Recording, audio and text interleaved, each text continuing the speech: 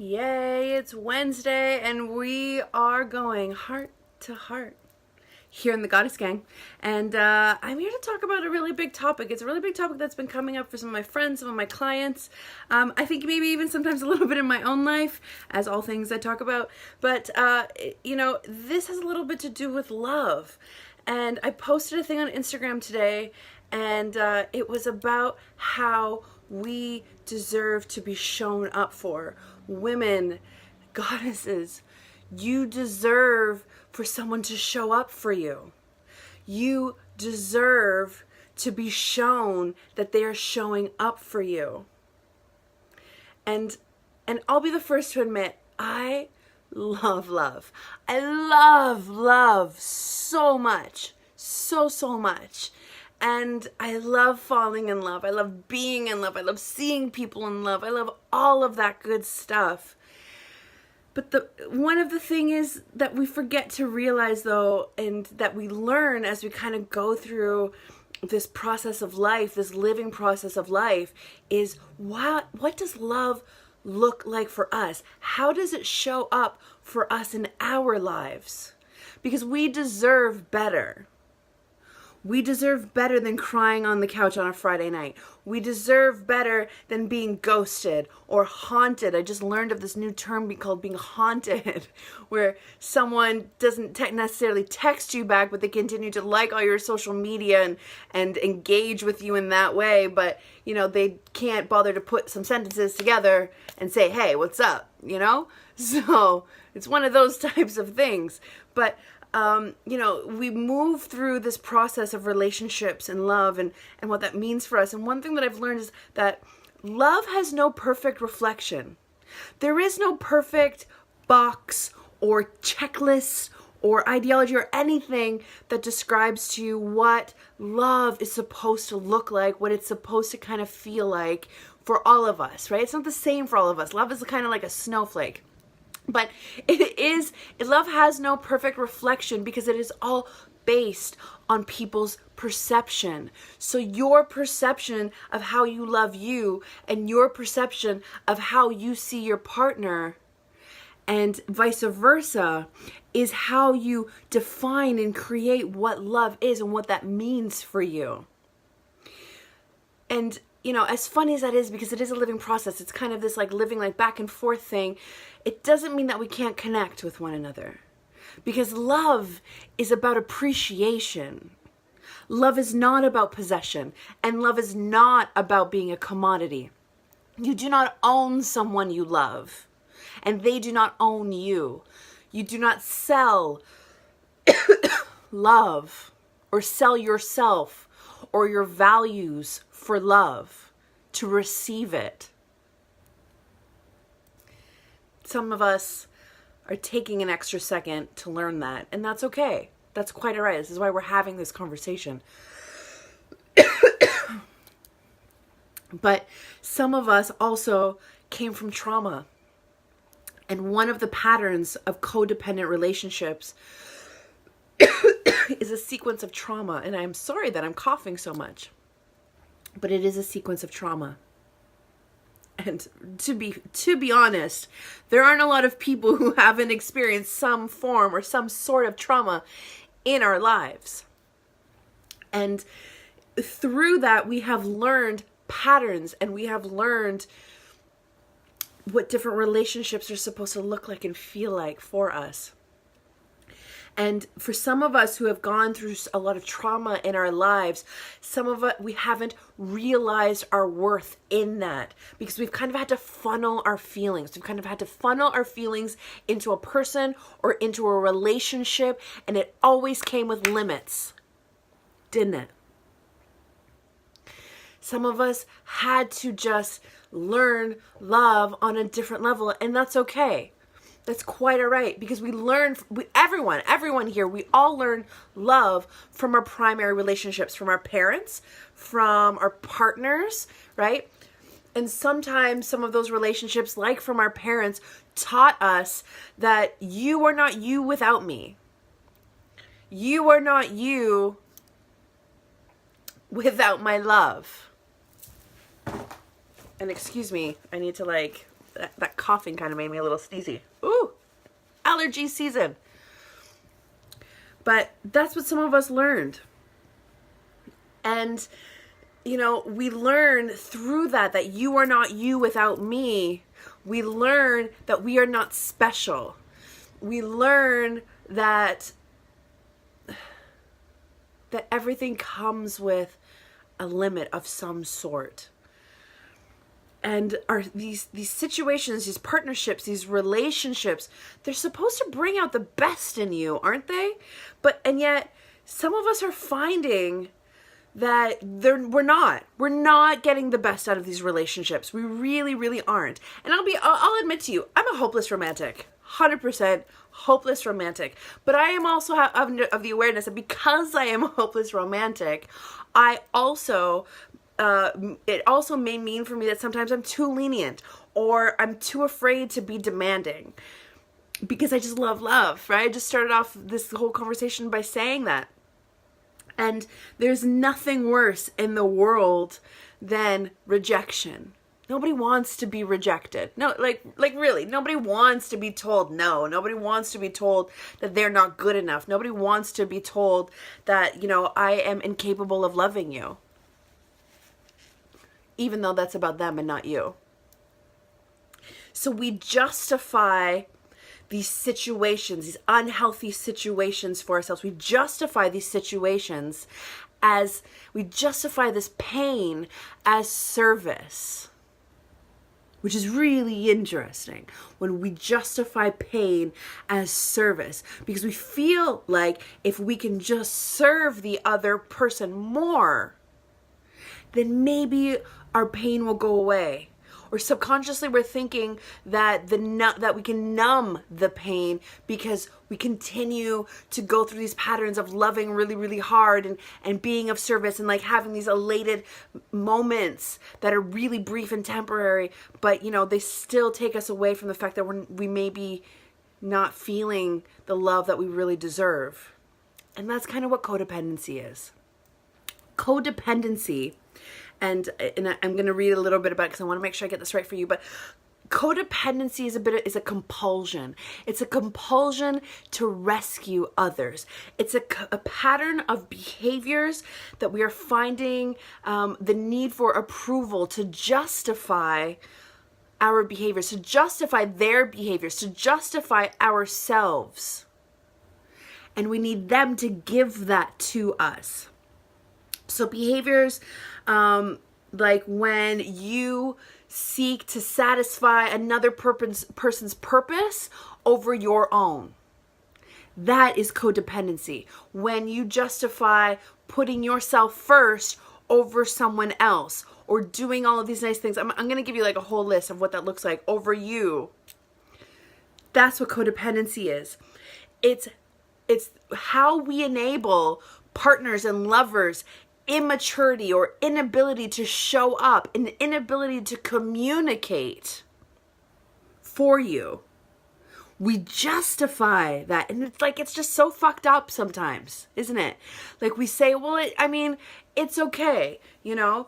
Because basically what we're saying is you can treat me like shit because you tell me that you love me, or you're giving me some sort of pleasure or satisfaction or happiness or love. Right? So you can treat me like shit. It's totally okay because that's all right. I am of service to you. So some of the masks, that's one of the masks of what codependency looks like. Codependency can look like, you know, you hold on to a relationship or like a friends with benefits relationship, right? You hold on to a friends with benefits relationship and say, you know, he can't be my boyfriend or my girlfriend because they're going through stuff right now, because, you know, they're moving and they have a lot of different transitions and such right now. Or, you know, and like sometimes that's true, totally, sometimes that's true. But when we continuously justify these things, right, they're going through stuff, and that's why they can't commit to me. That's why they have to be a friends with benefits, right? Or I love this one, I love this mask. I like to live without expectations. There's a difference between living without expectations and just kind of going with your flow, and then also putting yourself in a painful situation in a variant form of love. Because real love in all of its forms, right? Because there's many different forms and types of love, right? There's not just one. There's many different types of love. So when you are in a friends with benefits relationship, that is a form of love. It might be a friend love. You know, it's really pleasureful, right? Or it's situationships, or, you know, whether you are married or in a partnership, in a committed partnership, right? Real love in all of its forms shows up for you how you show up for them. It's kind, it's compassionate, it communicates, right? So if you are in a friends with benefits relationship right now, or in a relationship right now where you continue to show up for them over and over and over again, and yet they just do not show up for you. They don't text you back. They don't communicate what they're feeling and what they're thinking. They ghost you sometimes. They make decisions without you. Those types of things, right? And yet you continue to still call them. You continue to still give them attention. You continue to justify your pain as service to them. Then that is a big indication that you are codependent. So here are some other ways that codependency can present ourselves in our lives. And I made a list because, you know, it presents to all of us in different ways. And I wanted to make sure that I covered a lot of ground so that we can really talk about it, and you can maybe think about, wait a second, am I maybe codependent right now? And how can I switch this around? So codependency presents just broadly as a compulsion to rescue, to seek approval, or to control emotions, attitudes, and behaviors, okay? So essentially that's how it starts. But here are some examples of how codependency may look like in your life or people that you know in their lives, okay? So when you think and feel responsible for other people, whether that's their feelings, their actions, their thoughts, and their choices, and their well-being, when you feel and think responsible for for others all the time, and they're not your children, right? That's an indication of codependency. Also, feeling anxiety and guilt when other people have a problem, and then feeling compelled or forced to solve that problem. Codependency. When we anticipate other people's needs without them asking for it, without people asking for their needs, and then at some point we turn around and get frustrated that people don't show up for us the same way we show up for them, right? If you find yourself in that thought process a lot, that is codependency.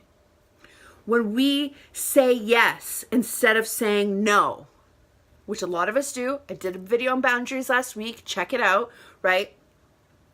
When we choose to please others instead of ourselves. When we feel sad because we give so much and we don't receive anything in return. When we are attracted to needy people and we want to rescue all the time, right? When we feel bored in our lives without having a crisis, without having a problem to solve, without having someone to help, without having some sort of drama in our lives. Codependent.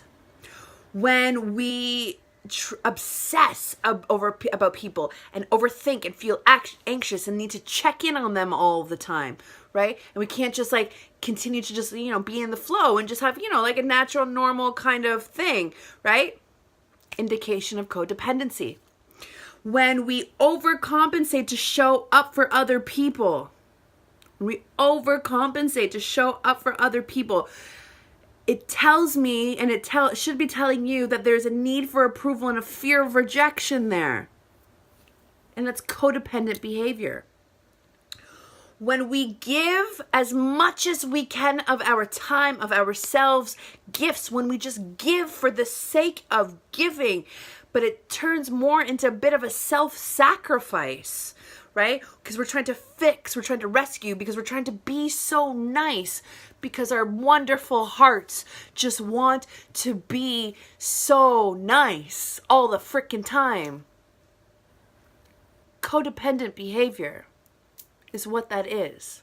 There's a difference between being a kind and compassionate human and then doing shit for people who don't appreciate us, who don't show up for us, right? So if you have a friends with benefits relationship, or you are in a relationship, for example, where you are constantly doing all of the things, where you are constantly showing up for them, you're constantly, you're giving them rides home, you're giving them gifts, you're giving them money, you're doing all of this stuff, and yet they don't show up for you. They can't call you all the time, they can't text you, and they are proving to be non-committal to your relationship, then that means that is codependent behavior.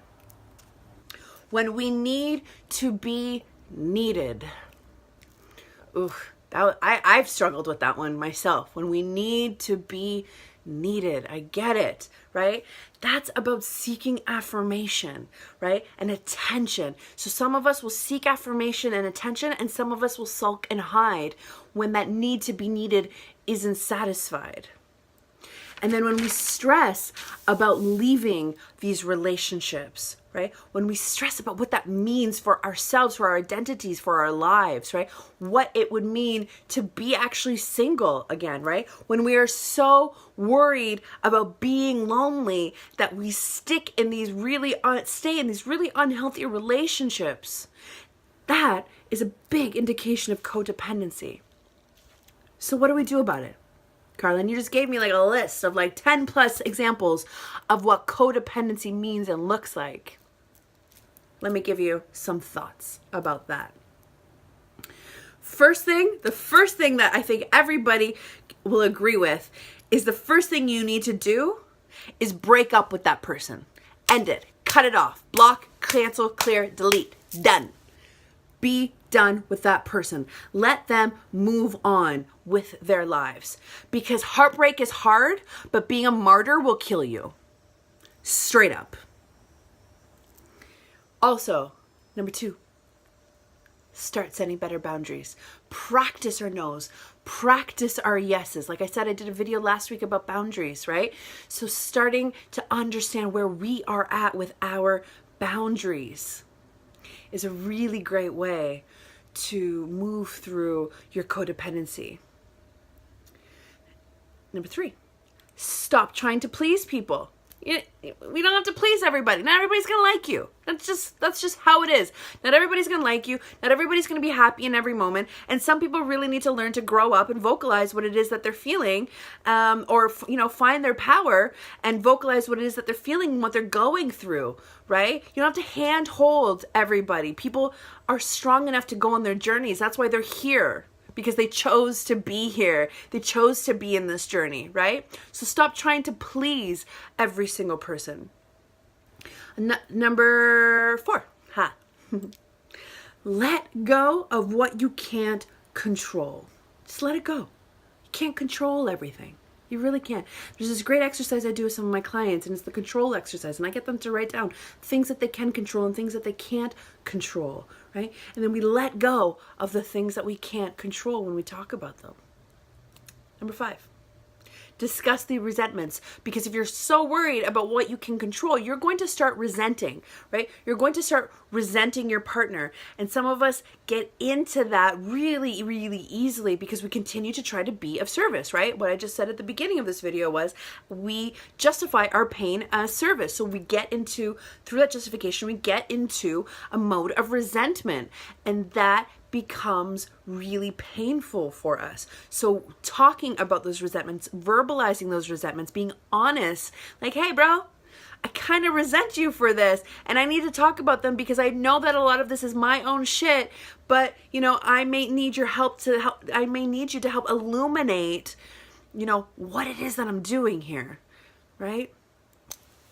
Number 6, put your needs first. Vocalize. Ask for what you need. People are not mind readers. Men are not mind readers. Women are not mind readers. If you don't say what you need, then you can't expect them to show up that way. You can't. So if you are finding yourself frustrated with your partner or with a lover or with anybody in your life who means something intimately to you, and you you constantly are like, well, they just don't give me what I need, then the first thing I'm going to say to you, right, as your goddess girl here, the first thing I'm going to say to you is, did you tell them?